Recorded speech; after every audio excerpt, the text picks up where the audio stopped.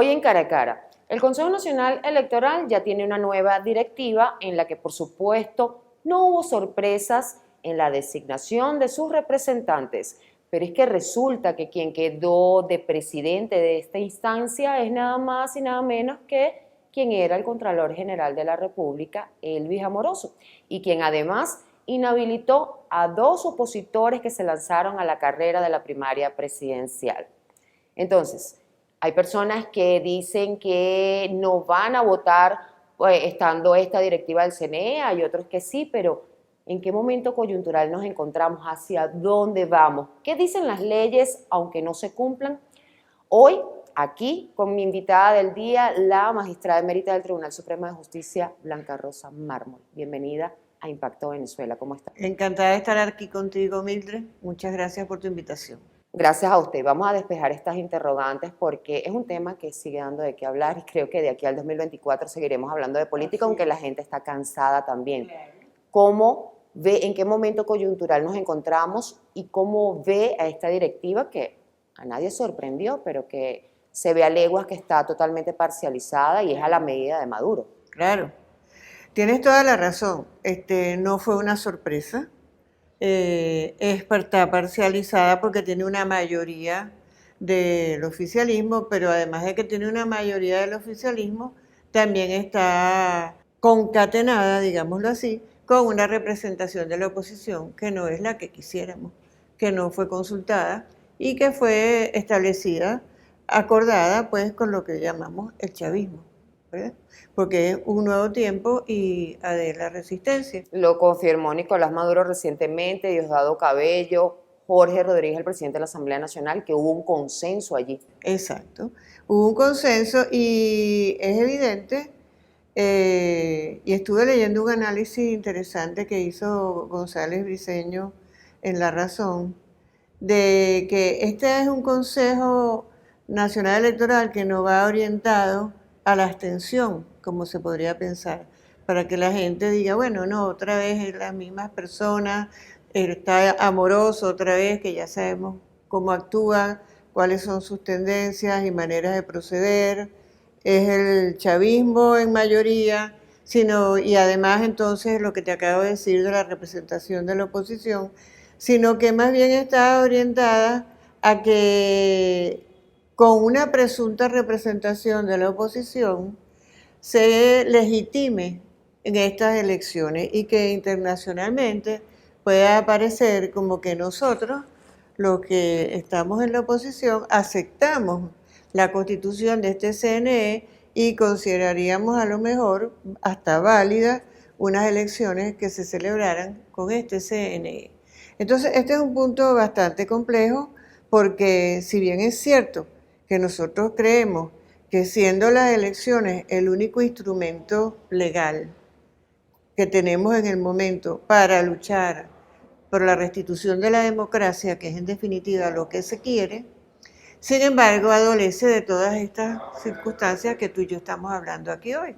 La constitución del CNE, que es mayoritariamente chavista, una oposición que no nos representa realmente, y eso le daría una oportunidad de actuar en torno a ¿qué? A un fraude, porque entonces ellos estarían aliados con la oposición y harían como una actuación conjunta, podrían ofrecer ayuda a la celebración de las primarias, por ejemplo, con el objeto de subrepticiamente estar presentes allí, o podrían también, bueno, porque son logísticas, son recursos que se necesitan para hacer ese tipo de elecciones, o si se hacen, como decía el comentarista que te dije ahorita, debajo de una mata de mango, o rechazando la ayuda del CNE en las casas de particulares, podrían entonces venir otras actuaciones de parte del gobierno en contra de esta celebración de las primarias. Hay una clara violación de la Constitución o de los artículos de la Constitución en todos estos procedimientos de designar a estas personalidades como representantes del ente electoral. Claro que sí, es que ese es el problema nuestro.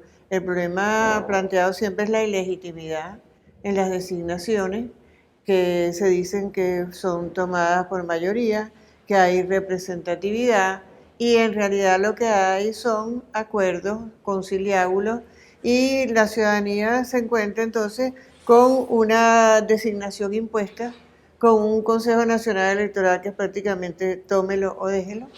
Y en esas circunstancias es que nosotros tenemos que dar la lucha democrática o por la democracia. No, y sin contar además que hay figuras como Fabio Sabarce, que está sancionado por presuntos crímenes de lesa humanidad o por violaciones a los derechos humanos, mejor dicho, corrijo, como suplente. O sea, hay una gran cantidad de figuras que no dice, este es el peor o lo que se considera el peor CNE constituido o es el espantavotos. Sí, es descarado realmente. Y volviendo a los suplentes fueron sustituidos sin que hubieran renunciado, por ejemplo. Y lamentablemente lo dejaron así. Yo pienso que ellos han debido ejercer su derecho, ¿verdad? Porque tú no puedes ser sustituido si tú no has renunciado. Pero a eso íbamos. ¿Va a ser espantavotos o va a ser para propiciar un fraude? Esas son las dos opciones que tristemente nosotros tenemos. Ahora bien, si me preguntas mi opinión, si debemos ir a las votaciones o a las elecciones, de todas maneras, yo creo que sí, porque ese es el instrumento legal que tenemos. Y para decírtelo con otras palabras, que ya en este caso son más particulares de mi opinión personal al respecto, bueno, es lo que la ciudadanía quiere. Los venezolanos están acostumbrados a votar. A los venezolanos nos gusta votar. Y se adelantan las elecciones presidenciales, estamos preparados para eso, la Constitución que contempla cuál es el posible escenario. También desde la Asamblea Nacional están como diciendo, asomando que vienen elecciones adelantadas, pero a 3 niveles, alcaldes y gobernadores más presidenciales. Entonces, sí, ¿cómo ese está es ese otro de los escenario? escenarios planteados, porque en el supuesto de que no se aceptara esta cooperación, digamos, con el Consejo Nacional Electoral de las primarias, podrían ellos, por ejemplo, ir con acciones personales contra los integrantes de la comisión, ¿verdad?, que organiza las primarias, intentar, por ejemplo, establecer responsabilidades, ya lo dijo, creo que fue Diosdado Cabello, que a ver de dónde venían esos fondos, esa ayuda que habían recibido de las ONG. Ya por ahí hay como una finta, por así decirlo, una tentativa de amenaza y también podría intentarse suspender las primarias o hacer una de esas propuestas de elegir todas las autoridades al mismo tiempo y además adelantadas. Pero la Lo cual, Constitución ¿qué lo ganarían? permite. No lo permite, pero ¿qué ganarían ellos con eso? Es la pregunta. Bueno, que nos agarra a nosotros sin la preparación y sin las herramientas adecuadas ¿Bajo qué para... escenario se puede dar ese adelanto de elecciones si constitucionalmente no se puede? Bueno, fíjate lo que pasa. Ellos hacen, Maduro está allí con unas elecciones presidenciales adelantadas. ¿Cuál es el escenario? El control absoluto de los poderes públicos que tiene este régimen, porque tienen el control del legislativo, el del Tribunal Supremo de Justicia, el Poder Judicial, la ¿No Contraloría, tendrían que reformar la no tienen, Constitución para eso? deberían, pero Y los lapsos no dan, ¿verdad? no dan, pero creo que sigue estando dentro de las posibilidades. Sobre los inhabilitados, ¿cuál es el escenario real para María Corina Machado y Enrique Capriles, que siguen adelante con su participación en este proceso interno de la oposición, pero están inhabilitados? Bueno, eso es lo que dice el régimen. El régimen dice que están inhabilitados. En realidad, la inhabilitación de María Corina fue administrativa y fue presuntamente por una declaración de impuestos sobre la renta donde no habría declarado unas tarjetas de esas de subsidio que da el régimen, que ni sabía que las tenía. Y eso ya prescribió, eso pasó hace tanto tiempo que ya no existe. Pero es como digo yo, es una ficción jurídica, ellos siempre van a blandirla, siempre lo van a hacer y cuando se vaya a inscribir seguramente le irán a decir que no puede inscribirse porque tiene esa inhabilitación política. Ahora, esos planteamientos que yo he visto por allí de la propia oposición o de algunos de la oposición, que dicen, bueno, si consideran que ella está inhabilitada, vamos con el que le sigue, y si no, vamos con el otro candidato. Eso es un error, porque eso sería convalidar la existencia de una inhabilitación que no es tal. Pero ¿y cómo se lucha contra un sistema que no te va Bueno, a permitir inscribirte ahí a está. la hora de la presidencial en 2024 o antes? O sea, Bueno, entonces cuando llegue ese momento, si nosotros hemos recorrido todo el camino para unas elecciones en buena lid, si hemos hecho todo lo que la ley y la constitución establece y no nos lo permiten, bueno, entonces habrá que convocar una constituyente, porque la voluntad de la gente tiene que ser oída de alguna manera. ¿cómo se convoca una constituyente cuando ya ni en la Asamblea Nacional hay suficiente representación de la oposición? Claro, entramos, es lo que tiene, yo te entiendo perfectamente. Es otro supuesto también difícil, pero en ese caso, por lo menos podemos nosotros convocar a la gente, nosotros quiere Los decir los ciudadanos. ciudadanos, convocar a la gente para que se exprese de una manera multitudinaria en lo que realmente quiere, porque ¿qué significa la constituyente? Recuperar la legitimidad de las instituciones, la institucionalidad, porque el problema nuestro, que es la consecuencia de lo que tú acabas de mencionar, es que aquí no hay institucionalidad. Porque ¿qué es lo que estamos hablando tú y yo aquí? Vamos a un CNE que va a decir que hay una inhabilitación, que sabemos que no es válida. El que hizo la inhabilitación está presidiendo el CNE. La posibilidad de hacer una constituyente también se ve trabada porque habría entonces un CNE, habría que hacerlo, un CNE que la obstaculizaría, habría que hacerlo sin ese CNE, porque nosotros tenemos que hacer valer nuestros derechos. ¿Cuál es la ventaja de esto? Dirán, bueno, pero ¿para qué vamos a hacer eso, valer esos derechos así, si todas las vías o todas las salidas están trancadas aparentemente por lo que nosotros estamos hablando aquí? Pues sí tiene mucha utilidad, porque es la expresión de la ciudadanía que eso internacionalmente es lo que tiene valor. Porque internacionalmente lo que hasta ahora ha tenido apoyo y observación de parte de la comunidad internacional es cuando se habla de elecciones. Si no se habla de elecciones, ellos no se pronuncian, ellos se mantienen en un plan de aparente neutralidad que no nos ha servido hasta ahora. Si nosotros tenemos unas elecciones planteadas y los atropellos se están cometiendo en esas elecciones supuestamente convocadas por el régimen en buena lid, porque ellos quieren aparentar que están respetando las leyes y la Constitución cuando hacen la constitución de ese CNE, cuando van a ofrecerle a las primarias su colaboración.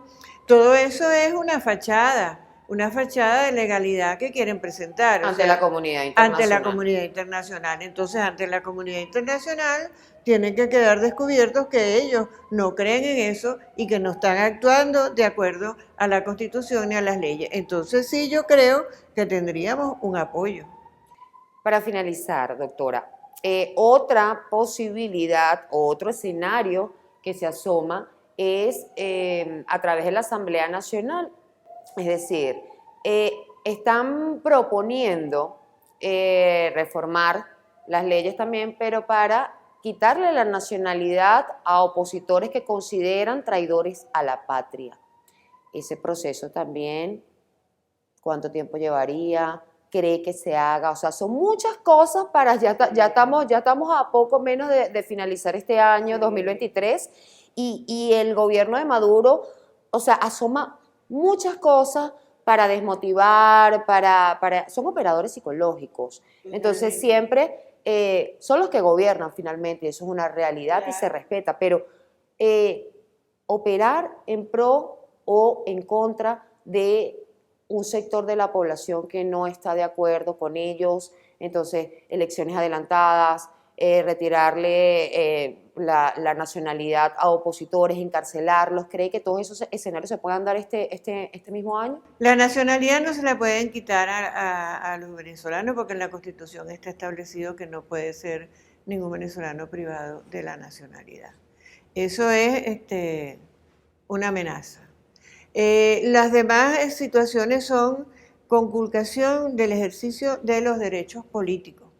Y por esa vía se puede llegar igualmente, como en otras muchas vías, a cometer delitos de lesa humanidad. Sería otro más, porque lo hacen con Exactamente, otra pero gente. las denuncias están en la Corte Penal Internacional, eso está progresando, esa investigación está dando resultados por una parte. Y por otra parte, nosotros no podemos, mire, como decimos los abogados, oponernos a secciones nosotros mismos, que no las opongan los demás. Es decir, ¿qué les quiero decir con esto? Nosotros tenemos nuestros derechos, están en la Constitución y en las leyes, pero nosotros los ejercemos. Cuando lleguemos a ese punto que nos están torpedeando cada derecho que decidamos ejercer, tendremos que decidir cuál es el camino que vamos a tomar para defenderlo en ese escenario. Pero lo que no podemos hacer es renunciar a ejercerlo por las amenazas o por el temor o la certeza de que el actuar siempre es parcializado y con abuso de los derechos humanos, como en realidad lo es. Entonces yo creo, el mensaje a la ciudadanía es, hay que ejercer los derechos. Lo que tenemos en este momento es eso. Es malo, es pobre, es realmente decepcionante porque el Consejo Nacional Electoral está parcializado, tiene una mayoría chavista, los poderes del Estado están controlados, hay una actitud amenazante porque el régimen quiere permanecer en el poder. Bueno, pero no importa, nosotros vamos a ejercer nuestros derechos y en el camino veremos qué ocurre. Y a medida que vaya sucediendo, enfrentaremos las coyunturas que se vayan presentando con la Constitución en la mano, con la certeza de que tenemos que ejercer nuestros derechos y de que este es el camino democrático para hacerlo. Muchísimas gracias, doctora, por aceptar nuevamente estar en este programa Sin Censura. Como siempre le digo a mi audiencia, que es un espacio para todos los venezolanos. Aquí invitamos a todos los actores políticos que quieran expresar sus ideas, porque para eso estamos los periodistas, para ser la voz de todos. Nosotros no nos parcializamos ni estamos con ninguna tendencia política, somos portavoces de la información. Muchísimas gracias a toda mi audiencia por acompañarme cada domingo en este espacio y recuerden que para mayor información pueden visitar www.impactovenezuela.com y también todas nuestras redes sociales @impactove. Soy Mildred Manrique, hasta la próxima.